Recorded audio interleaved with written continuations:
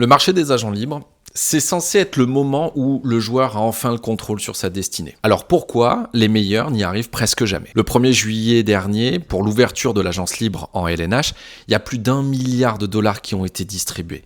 Mais pas un seul n'est allé vers une grosse superstar. L'argent était là, les équipes avaient le plafond salarial potentiellement disponible, et pourtant, aucune star n'était là. Parce qu'un joueur qui veut devenir agent libre doit franchir, on va dire, 3 portes avant d'arriver réellement sur le marché. Et les 4 grandes ligues américaines, elles ont passé à peu près 50 ans à essayer de verrouiller le plus possible ça pour éviter de voir les joueurs avoir leur destin entre leurs mains. Et dans la vidéo d'aujourd'hui, je te montre les 3. Mais avant de commencer, il y a quand même 2 mots de vocabulaire à connaître impérativement pour la bonne compréhension de la vidéo. Le premier, l'agent libre sans restriction. Lui, c'est le vrai agent libre. C'est celui dont le contrat est terminé. Il est libre comme l'air, il peut signer où il veut. Et puis, il y a l'agent libre avec restriction. Là, c'est une espèce d'illusion. Son contrat est terminé, mais son équipe possède encore des droits sur lui. Une équipe peut lui proposer un nouveau contrat, mais son équipe d'origine peut égaler l'offre pour le garder. Retiens bien cette différence parce que c'est vraiment l'objet de toute la vidéo. Et maintenant, on va essayer d'établir un espèce de calendrier qui mènera jusqu'au moment où le joueur devient réellement un agent libre. Pour la grande majorité des joueurs, aucun ne deviendra potentiellement agent libre dans sa vie. Oui, ça peut arriver. Tu peux ne jamais être agent libre dans ta carrière parce que c'est la première porte qui est la plus efficace, celle qui se referme déjà des années avant même ton arrivée sur le marché. Au baseball, en MLB, on va jouer la montre. Pour devenir agent libre, il faut 6 années de service complet. Pendant les 3 premières années de son service, le joueur est payé au minimum. Au bout des 3 ans, il y a ce qu'on appelle l'arbitrage qui intervient. Le joueur va dire le salaire qu'il veut, le club va donner le salaire qu'il aimerait lui donner, et il y a une tierce personne, un arbitre de la ligue, qui va arbitrer entre ces 2 propositions pour donner raison à l'un ou à l'autre ou trouver un chiffre entre les 2. Et ce n'est qu'après la 6e année de service que le joueur est réellement libre. Donc si tu prends un joueur qui signe son premier contrat en MLB à 24 ans, il devient agent libre seulement à 30 ans. Le verrou au baseball, c'est pas forcément le contrat, c'est vraiment le temps. Au basket, ils ont probablement la meilleure arme des 4 grandes ligues, ce sont les bird rights. Le principe est plutôt simple et assez redoutable. Une équipe a le droit de re-signer son propre joueur en dépassant son plafond salarial. Aucune autre équipe n'a cette possibilité-là. Et la ligue va même plus loin.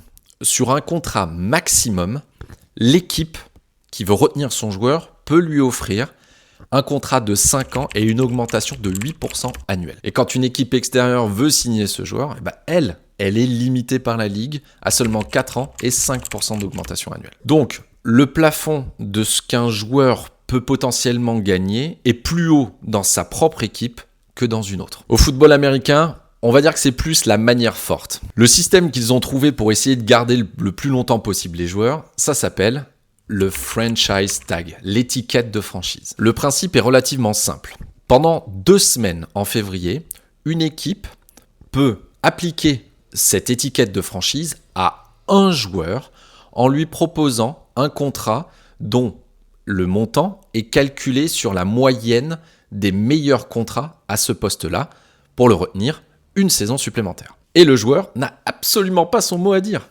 Alors par contre, il en existe 3 versions. L'étiquette de franchise exclusive, ça l'interdit purement et simplement de négocier avec une autre équipe ailleurs. La non exclusive va l'autoriser par contre à négocier avec potentiellement d'autres équipes, mais son équipe d'origine se réserve le droit d'égaler n'importe quelle offre qui lui sera soumise. Et il y a la version de transition, qui est moins chère, qui est calculée sur les 10 meilleurs salaires au poste, avec un droit de préemption sans aucune compensation. Le hockey, ils vont verrouiller par l'âge. Un joueur devient agent libre à l'âge de 27 ans ou alors après 7 saisons jouées. Avant ça, il reste sous contrôle. Et si son équipe lui propose une offre qualificative avant la fin juin, il va rester avec restriction. Sinon, il devient libre. Voilà pourquoi je te dis que la première porte est potentiellement la plus efficace des 3 parce qu'elle se négocie souvent des mois avant que le joueur ne puisse devenir réellement agent libre. Maintenant, admettons que le joueur est passé la première porte. Il devient agent libre. Il peut recevoir des offres, mais dans 3 des 4 ligues, son équipe d'origine conserve quand même quelques droits sur lui. Au basket comme au hockey, ce mécanisme s'appelle la feuille d'offre. Comment ça fonctionne ? Ton joueur est donc agent libre. Une autre équipe lui fait une proposition. Eh bien, l'équipe d'origine a un délai pour égaler cette offre-là. Si elle égale cette offre-là, le joueur reste, point final. Si elle n'égale pas, il part. Et au hockey sur glace, les franchises vont récupérer des choix de repêchage compensatoires qui sont calculés, qui sont déterminés en fonction de la valeur du contrat. Donc plus le contrat proposé par l'autre équipe est élevé, plus ton nombre de choix va être élevé. Et ça tombe très bien parce que ces derniers jours, ces dernières semaines, on a eu exactement les 2 exemples dont je viens de te parler. Le premier, c'est Philadelphie qui fait une offre à un jeune attaquant des Ducks d'Anaheim, Leo Carlson. Son équipe, Anaheim, quelques jours plus tard, a égalé cette offre-là pour conserver sa jeune pépite.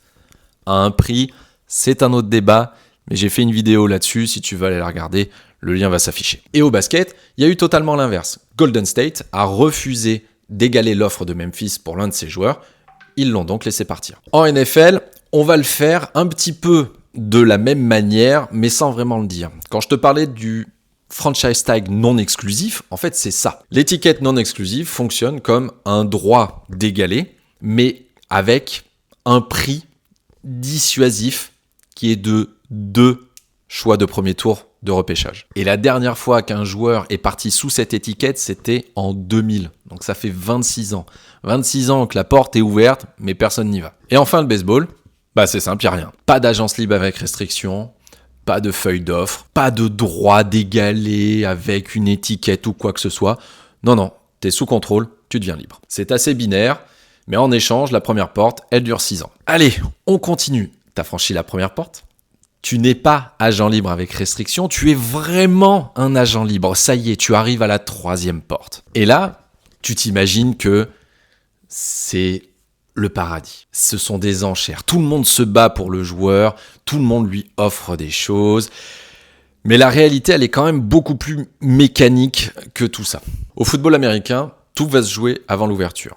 La ligue, elle offre une fenêtre de 2 jours et demi avant l'ouverture officielle du marché pour que les équipes puissent commencer à négocier avec les agents, avec les joueurs. Mais attention, rien ne sera officiel tant que la fenêtre d'agence libre ne sera pas ouverte officiellement. Au basket, c'est à peu près la même chose, sauf que le délai, c'est 1 semaine. Donc pendant 1 semaine, on annonce tout, il y a des choses qui se signent, etc.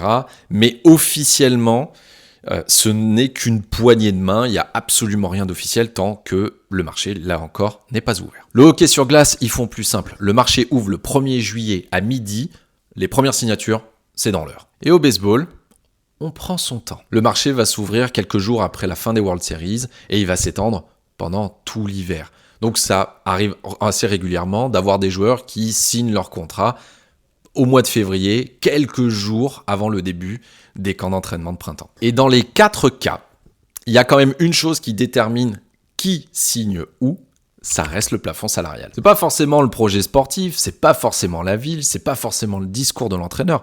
Non, c'est réellement, est-ce que l'équipe est en capacité d'absorber le joueur dans sa masse salariale ? Bon, maintenant, admettons que tout est échoué. Ton joueur a franchi les 3 portes. Il part, son équipe ne touchera rien. Pas de compensation. C'est vraiment le pire scénario pour n'importe quelle franchise. Tu commences à comprendre les sports américains. Il y a un plan. Au hockey et au basket, ce sont les échanges. Mais attention, pas n'importe lequel et puis pas n'importe quand non plus. Dans la grande majorité des cas, et je pense que tu l'auras remarqué, les échanges se déroulent de la manière suivante. C'est une équipe qui ne joue plus rien, qui est quasiment assurée de ne pas jouer les playoffs, avec une équipe qui, elle, voit ses chances de titre quand même assez fortes. Dans le cas de la première équipe, elle a forcément un gros joueur qui est encore sous contrat peut-être sur 1 ou 2 années. Et donc pour éviter qu'il franchisse ces 3 portes et parte sans rien, elle va décider de capitaliser sur lui pour pouvoir avoir une vraie compensation. Au football américain, par contre, c'est totalement l'inverse. On ne fait rien parce qu'il y a un mécanisme que la NFL a mis en place. Elle va rétribuer des choix de draft compensatoires aux équipes qui perdent plus d'agents libres de valeur qu'elles n'en signent. Donc, signer un agent libre, c'est réduire mécaniquement ce nombre de choix compensatoires que tu reçois de la Ligue. Et le meilleur détail, il est là, c'est que la Ligue n'a rien dévoilé sur la formule qui leur permet de calculer le nombre de choix compensatoires qu'ils offrent à l'équipe qui perd plus d'agents libres. La Ligue indique seulement que ça repose sur le salaire, le temps de jeu du joueur et les distinctions individuelles. Donc, tu as 32 front office qui passent leur printemps à essayer d'optimiser leur stratégie en fonction d'une équation dont ils ne connaissent même pas les paramètres. Et au baseball, le même principe existe avec l'offre qualificative. Le joueur refuse, il part et son équipe obtient des choix de repêchage compensatoires. Résultat, dans 2 ligues, un dirigeant doit anticiper des mois en avance et dans 2 autres, il suffit juste d'attendre. Il y a donc 3 portes. Le verrou d'avant,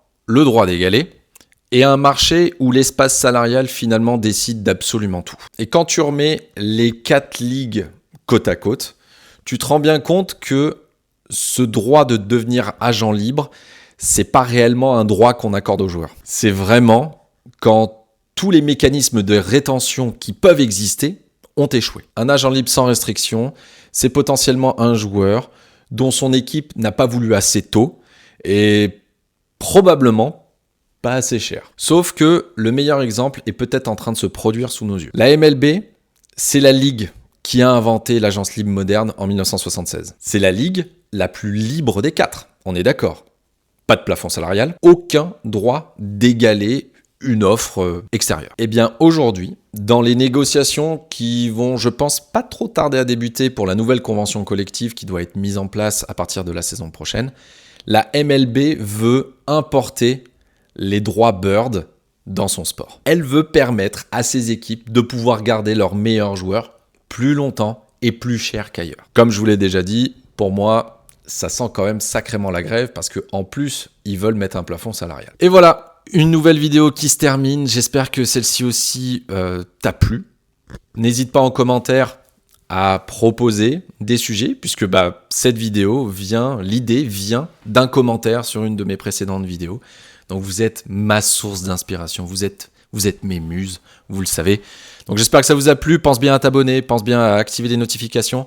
N'hésite pas à aller me suivre sur les autres réseaux pour suivre toute l'actualité au quotidien des sports US, NBA, NFL, MLB, NHL, tout y passe. Tous les lundis, je décortique dans ma newsletter aussi les sports américains. La newsletter est gratuite, le lien il est dans la description de la vidéo. Et je te dis à très vite pour une nouvelle vidéo, pour t'expliquer, pour comprendre comment fonctionnent les sports américains.